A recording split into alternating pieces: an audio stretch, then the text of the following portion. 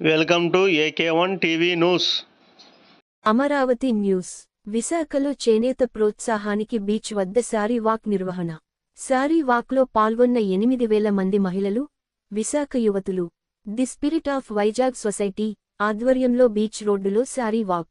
శారీ వాక్లో ముఖ్యాతిథిగా పాల్గొన్న హోంమంత్రి అనిత. చేనేత కార్మికులు ఇప్పటికీ చాలా ఇబ్బందులు పడుతున్నారు. నేతన్నల బతుకుల్లో వెలుగు నింపడానికి ప్రభుత్వం కృషి చేస్తోంది. హోంమంత్రి వంగలపూడి అనిత.